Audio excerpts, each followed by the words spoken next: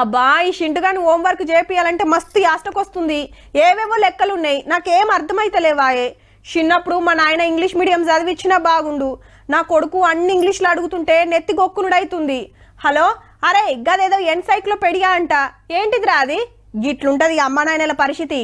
మన ఇండ్లనే కాదుల్లో అంతటా గదే కథ మరి. వామ్మో, పోరలో క్వశ్చన్ బ్యాంకులో అర్థమైతలేదు పో. పిల్లలు అడిగే ప్రశ్నలకు మమ్మీ డాడీలు నెత్తిగొక్కుతూ ఆన్సర్లు తెలియక చెప్పకుంటే గాయంతో కూడా తెలియదా అనుకుంటారా? ఎమ్మటే ఫోన్ తెరిచి గూగుల్ అమ్మని అడుగుతున్నారు, ఏఐ టెక్నాలజీలో లెంకుతున్నారు, అలెక్సాను బతిలాడుతున్నారట. 164 మందికి టీవీ చూస్తప్పుడే దిమాక్లో డౌట్లు పుడుతున్నాయట. కార్లనో బస్సులనో పోతుంటే 157 మంది, ఫోన్లు చూస్తుంటే 52 మంది, ఇంటోళ్ళు మాట్లాడుకుంటుంటే 50 మంది అదేంది మమ్మీ, ఇదేంది డాడీ, అంకుల్ నీకు తెలుసా ఆంటీ ఆన్సర్ చెప్పవా అని అడుగుతున్నారట.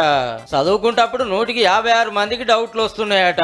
దేశంలో 6 సిటీలలో 750 మంది తల్లిదండ్రులను సర్వే చేసి ఒకళ్ళు చెప్పిండ్రు ఈ ముచ్చట.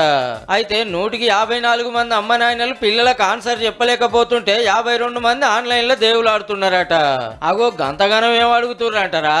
కార్లు ఎట్లా తయారు చేస్తారు, విమానాలు గాలి ఎట్లా ఎగురుతాయి, చేపలు నీళ్ళల్లో ఎట్లా మొస తీసుకుంటాయి, ఈ దునియా ఎంత పెద్దది, మొగులు నల్లగెందుకుంటదని గమ్మతి క్వశ్చన్లు వేస్తున్నారట. గిట్లా అడుగుతారని తెలియక తిగమకైతుర్రట పెద్దలు.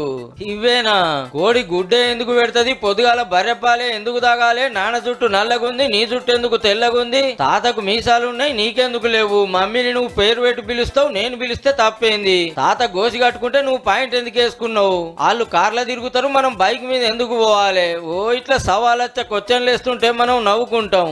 అట్లా అడుగుడు సుత మంచిదేనబ్బా, వాళ్ళ కొత్త ముచ్చట్లు తెలుస్తాయి, మనం సుత ఎన్నో తెలుసుకుంటాం. మీ ఇంట్లో పిల్లలు ఏం అడుగుతారో ఆన్సర్లు చెప్పేదానికి తయారుండు మరి.